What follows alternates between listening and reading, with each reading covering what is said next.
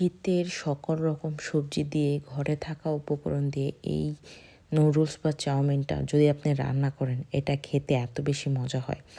আজকে আমি এখানে রান্নার জন্য নিয়েছি আমার ঘরে থাকা কিছু সবজি। আমি এক্সট্রা করে কিছু কিনতে যাইনি, আমার ঘরে যা ছিল তাই এখানে কেটে নিয়েছি।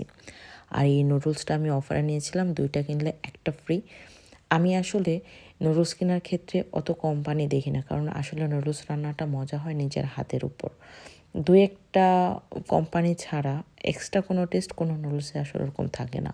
তো এই নুডলসে 2টা টেস্ট মেকারও দেওয়া হয়েছিল। টেস্ট মেকারগুলো আমি ব্যবহার করব কিনা সেটা ভিডিও লাস্টে আপনারা দেখে নেবেন। এখানে আমি নুডলসটা সিদ্ধ করে নিচ্ছি। নুডলসের পানির মধ্যে একটু লবণ, তেল দিয়ে মটরশুঁটি আর আলু সহ নুডলসটা একসাথে সিদ্ধ করে নিচ্ছি।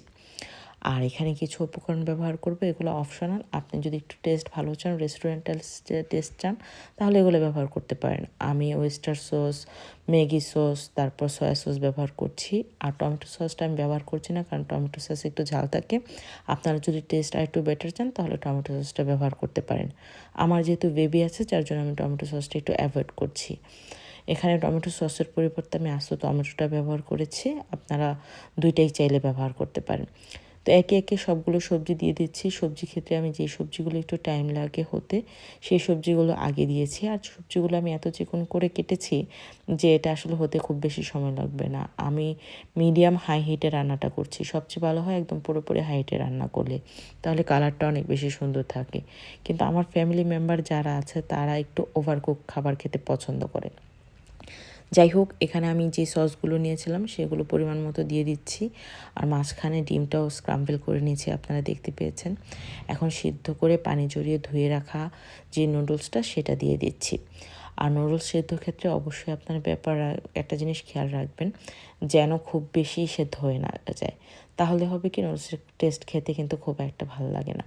তো আজকের এটাকে চাউমিনও বলা যাবে না, নুডলসও বলা যাবে না। চাউমিন আর একটু মোটা মোটা হয়, আর এটা হচ্ছে একটা মাঝারি সাইজ। যাই হোক, টেস্ট কিন্তু মোটামুটি রেস্টুরেন্টের মতো এসেছে। যদি একটু চিকেন পাউডার বা চিকেন দিয়ে দেওয়া যেত তাহলে এটা আরও বেস্ট হতো। আপনারা চাইলে এটার মধ্যে চিংড়ি দিয়ে রান্না করতে পারেন। আমি একটা সসেস ব্যবহার করেছিলাম, আপনারা চিকেন বল দিয়েও রান্না করতে পারেন।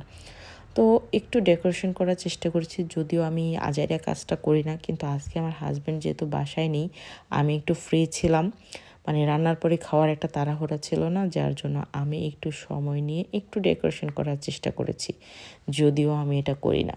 সুতরাং আপনারাও চাইলে আপনাদের বাড়িতে থাকা উপকরণগুলো দিয়ে এরকম হেলদি একটা নুডলস রান্না করতে পারেন। আর হ্যাঁ, শেষে কিন্তু আমি টেস্ট মেকারটা ব্যবহার করেছিলাম, আর এটা খুব বেশি একটা ইফেক্ট ফেলেনি। আমার নুডলস এমনিতেই খুব বেশি মজা হয়েছিল। তো আজকে ভালো থাকবেন, আল্লাহ হাফিজ।